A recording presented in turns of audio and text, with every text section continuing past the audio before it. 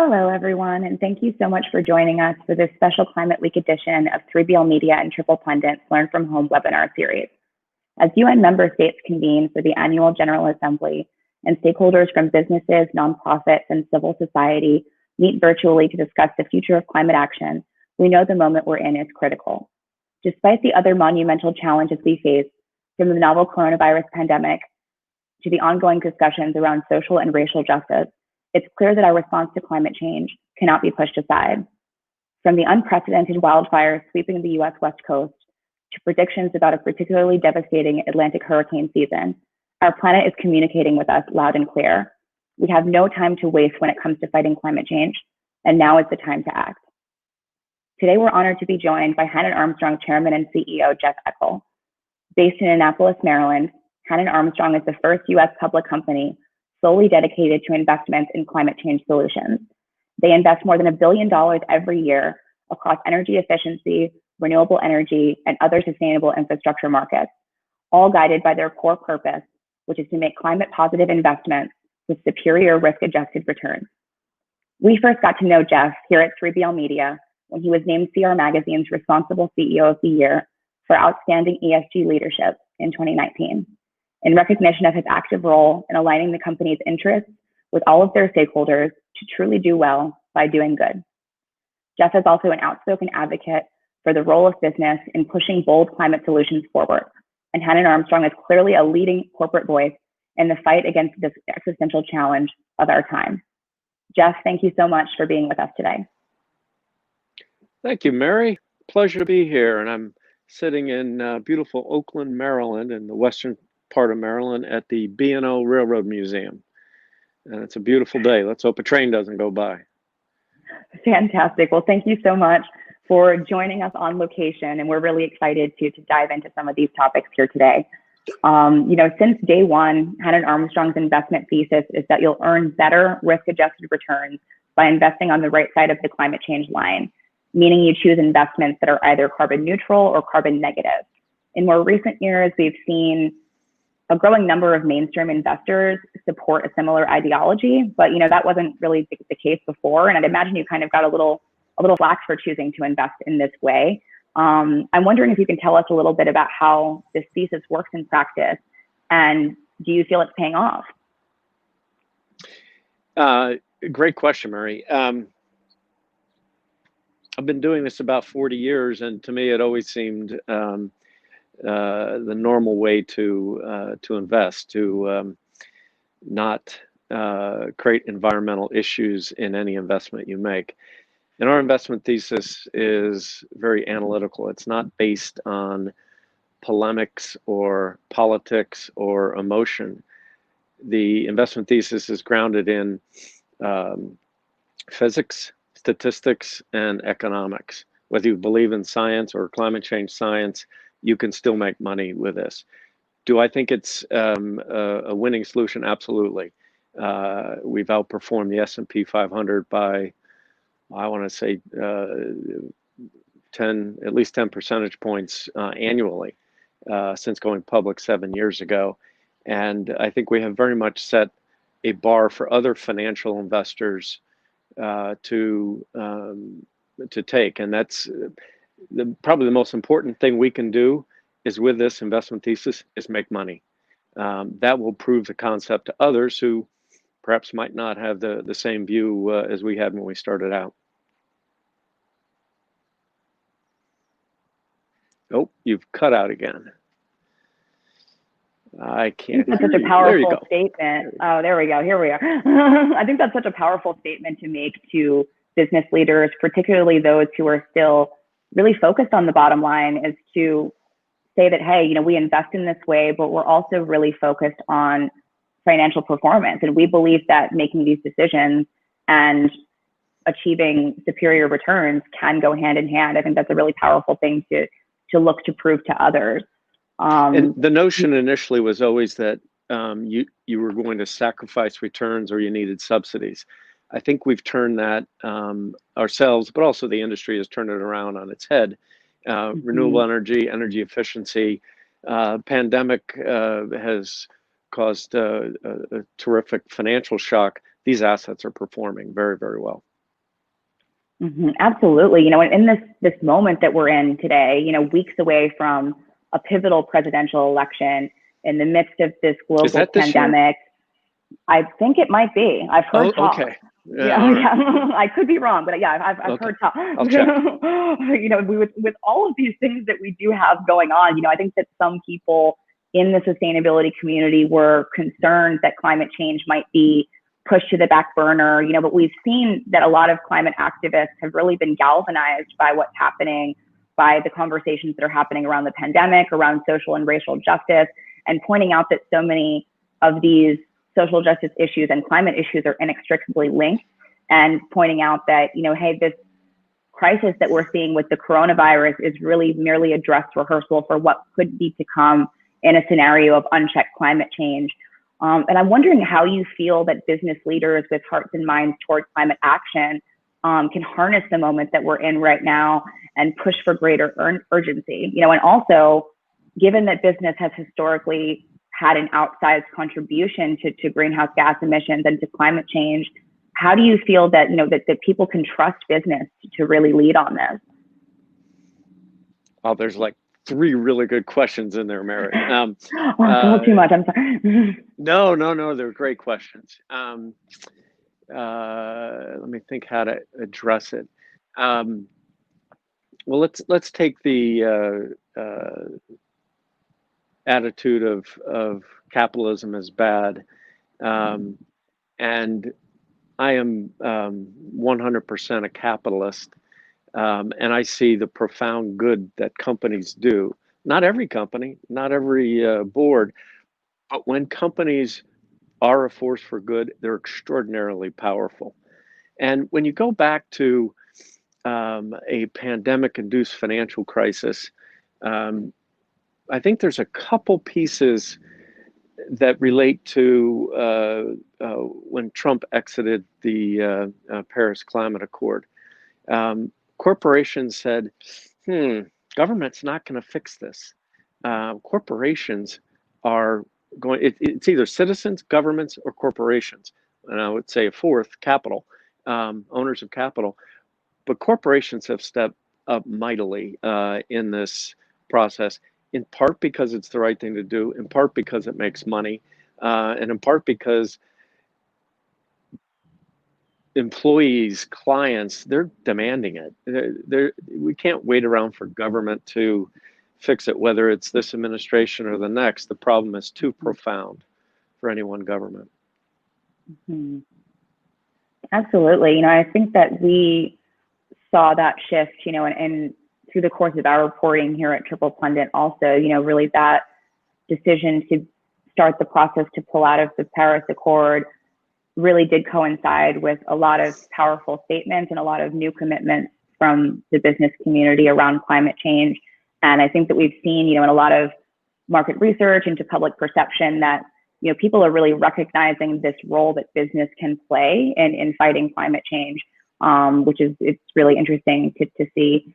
And as a reminder, if anyone has any questions for Jeff, we will be pausing for Q&A as part of this conversation, and you can add your questions in the green box below the screen here.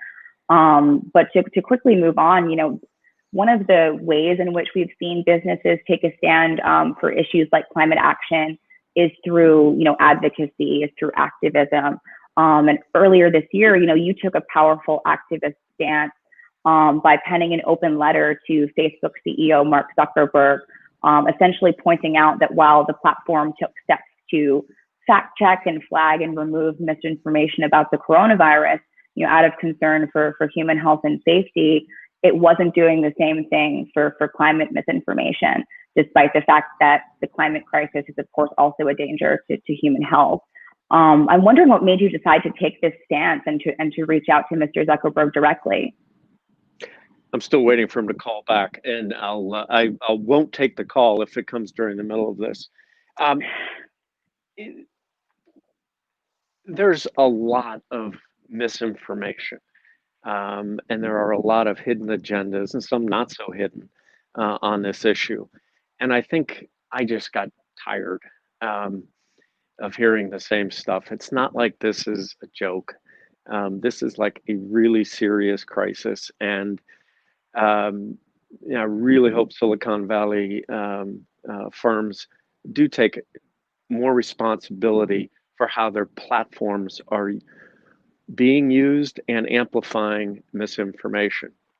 You no longer have um, uh, journalism as a gatekeeper, and some of it is just destructive. So again, he's not moved. What they did do is create a climate platform. So anybody who is in their silo without believing in climate change, you can get a ton of information.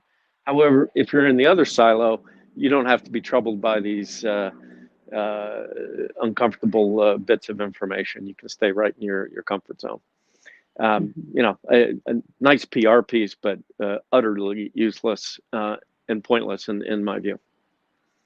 Yeah, we did see that, the new climate platform. I think that's one of the things that I guess is talked about so much about social media, is the silos of viewpoints that we all find ourselves in, and we're in our own echo chamber, and it becomes more challenging to learn new information that perhaps you're not super familiar with already, and hear from people that aren't already in your network. And it's kind of one of those things that, it's one of those challenges that's just intrinsic to our modern society. And what are we going to do about that? And please go ahead.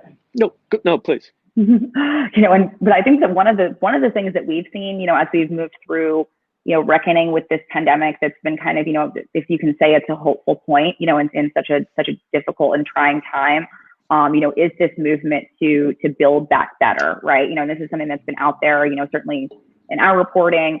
Probably won't find it a lot on Facebook, I guess, depending on your networks, but really a lot of national governments out there are saying, rather than rebuild systems that were furthering greenhouse gas emissions and hampering climate action, let's create new systems with an eye toward environmental justice, toward decarbonization, and toward this low carbon future. I'm wondering what you feel the role of business is in all of this. I think there's a tremendous business idea and opportunity that tackles climate change, social injustice, and the pandemic. Maybe not in the recession associated with the pandemic. Obviously, we're not epidemiologists. And it is central to the business driving it.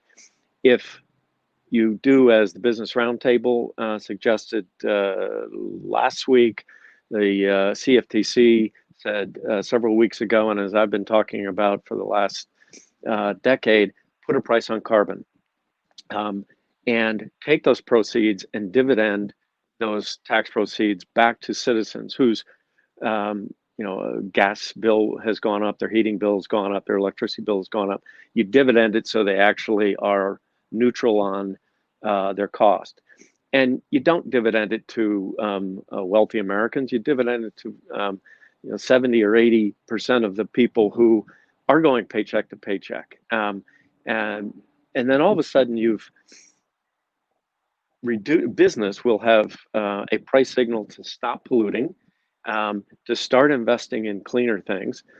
Citizens will be relatively indifferent, and hopefully cash positive. They'll also see the incremental cost of a gas vehicle versus a high efficiency gas vehicle or an electric vehicle is a wonderful price signal. And I guarantee the clean energy economy is so much more job intensive than the fossil fuel industry by an order of magnitude. You solve all three problems. You get rid of carbon, you leave people in a better position economically, and you move clean investments out of the backwater and into the mainstream. Mm-hmm. That's such a powerful connection to really economic justice and environmental justice, saying that, hey, we can move in a positive direction on decarbonization. And when we're getting dividends and we're getting financial returns as a result of this, giving that back to people who have really been struggling under our current systems and who are looking to have some relief when it comes to their bills on these things, and to be able to kind of move forward in a more just fashion in these new systems we're building as we build back better. And that's such a powerful connection to be able to make. I think that hopefully we can kind of make that a little clearer to people. And now that we're having these conversations related to the pandemic, really start to see some concrete steps forward there. At this point, I'd love to move over to some questions from our audience. We do have a couple questions coming in for Jeff. If you all have any questions, please do feel free to add them in the green box down below. But our first question here is, how do you support your employees to get involved hands-on with environmental justice? The neat thing about working at Hannon Armstrong is everybody's very, very passionate about climate. And that passion translates to a broader empathy in the world around them. I've always said I put the E in ESG in like a 40-point font, and the S and G in the smaller font, and have committed to get everything in the same font. It has been a fascinating education for this 62-year-old white man to see things through other people's eyes that I thought I saw before. I'm not a racist, definitely not an anti-racist, working on that. The entire company has been engaged in that discussion, and it's not that we don't have differences, but there's, I guess the word is empathy for issues of fairness and equality that has been really striking during these last 6 months. Well, thank you so much for sharing that. I think that's such an important piece of this conversation, right? Is to recognize not only areas where, okay, we're doing really well here, but where can you improve, not only in your company, but also in yourself, and really, making those connections about how we can grow in a more positive way. And if anybody has any questions for Jeff, feel free to add them down here. We do have another question about small and medium-sized businesses. What do you feel is the role for SMEs in terms of driving climate action forward? Most companies in the world are small businesses. There's just no question.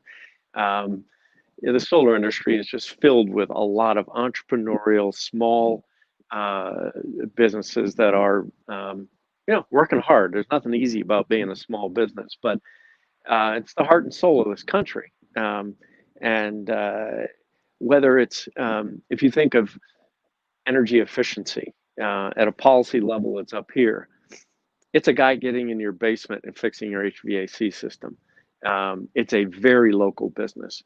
Companies have tried to roll those businesses up and make a big enterprise. Now they still want to know who's down in the basement, who's cleaning the filters, and that's all hugely impactful. Not very glamorous, perhaps, but hugely impactful on carbon.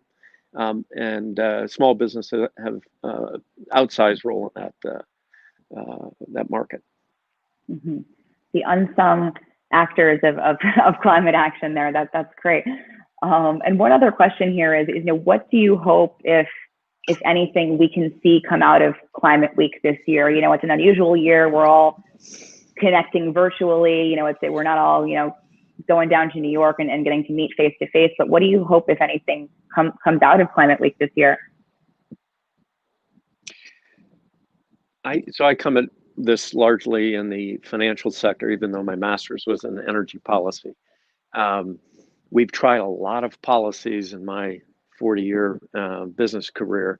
The one that we haven't tried is putting a price on carbon, as I mentioned. It is profoundly impactful, and it worked for CFCs. It worked for what's the Montreal Protocol? Forgetting the gas.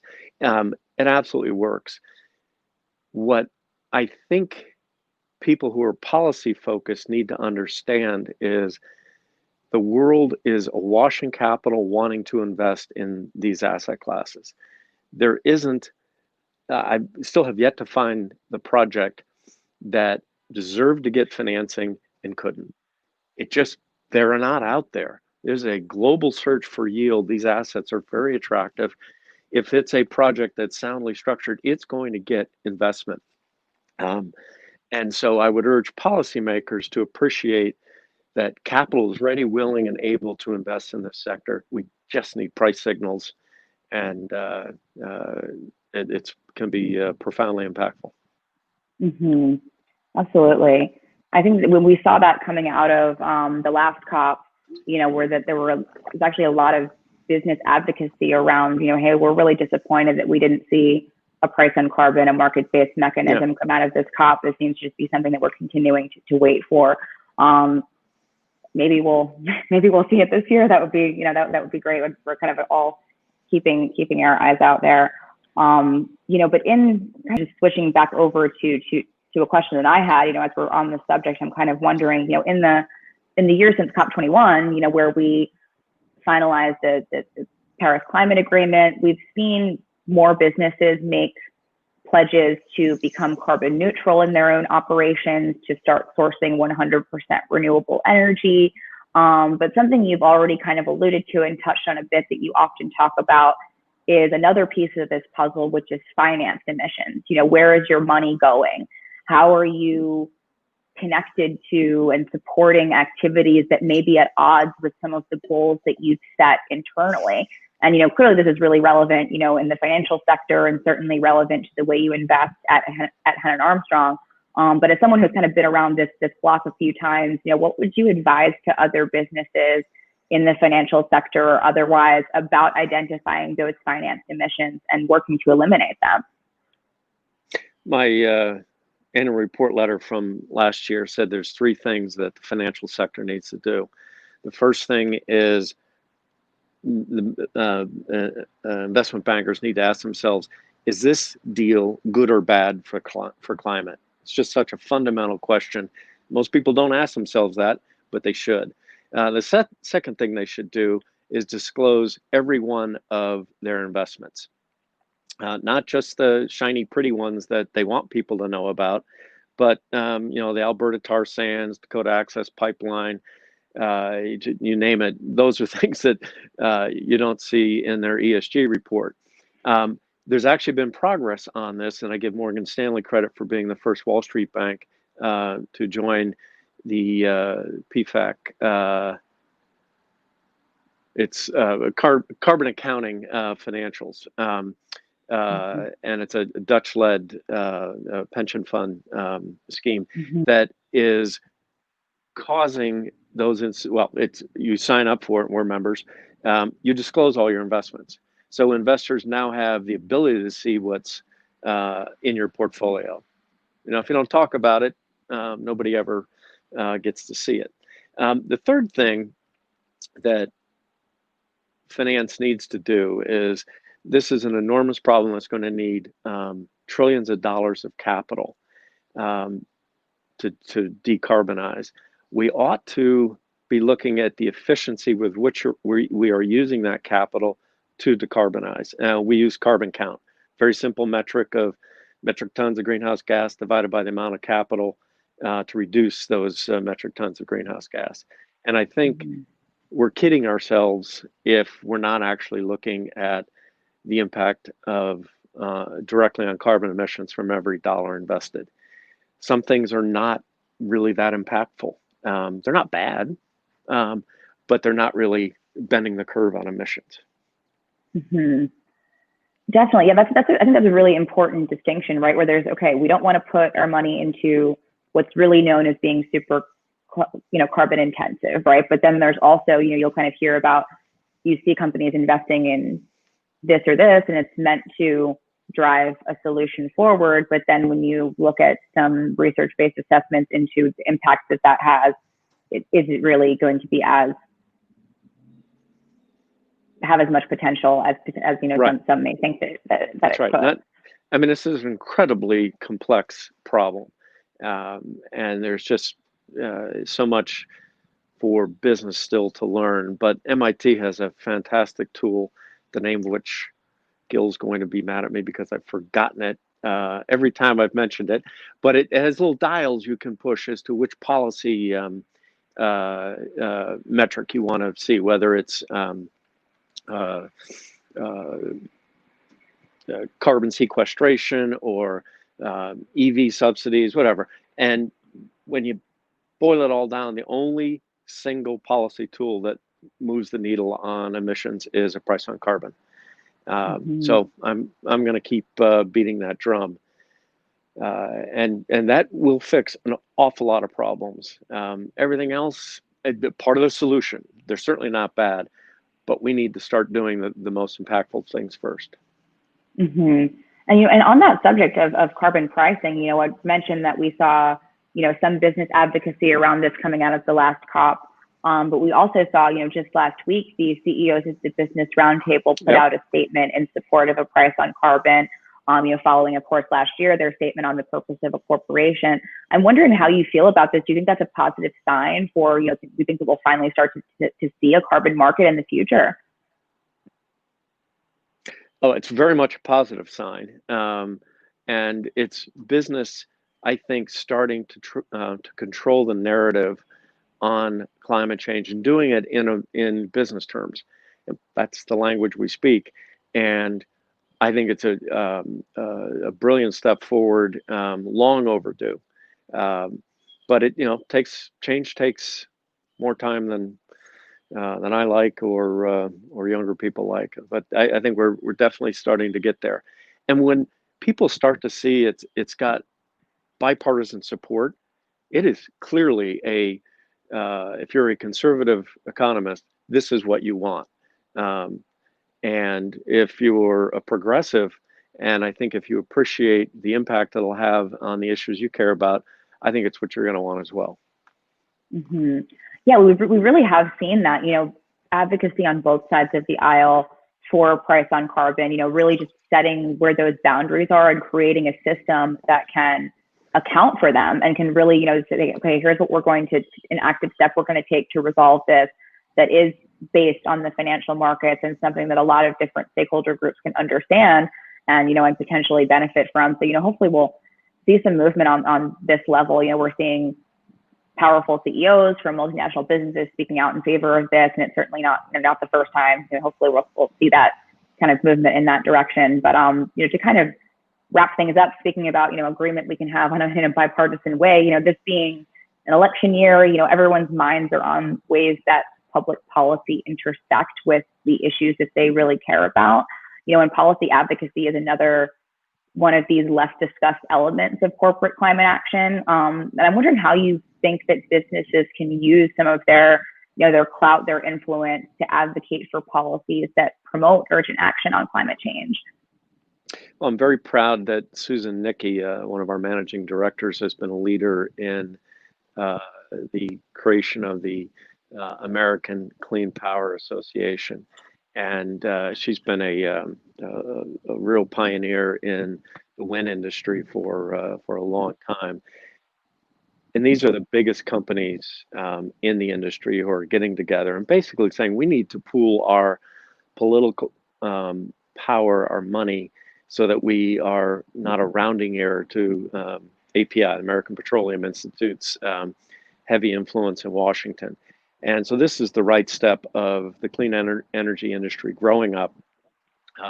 It's no longer solar versus wind versus efficiency. Everybody's got to be all in and rowing in the same direction. We all have a common mission. So we continue to support that group, and we'll urge Susan to do her great job when she's getting on the Hill. And I think there are a lot of conversations post-election that are ripe for the having. People are tired of not talking about this. It's there. Their constituents want it. It doesn't matter whether you're a Republican or Democrat. People are tired of not talking about it. We have to be all in on the mission together. Really great way to close out this conversation. We're sort of reaching the end of our time here. But Jeff, thank you so much for sharing your perspective on this. We're really hoping to continue tracking a positive direction forward as we move through Climate Week and beyond. But thank you so much again for taking the time today and for helping to lead this discussion here. Mary, thanks for asking great questions. I really appreciate the thought you put into it and appreciate the opportunity to share some of my views. Great. Well, thank you so much again, Jeff. Stay And thanks safe. so much to everyone for joining us. And yes, stay safe. And we'll see you on the next time. Thanks again.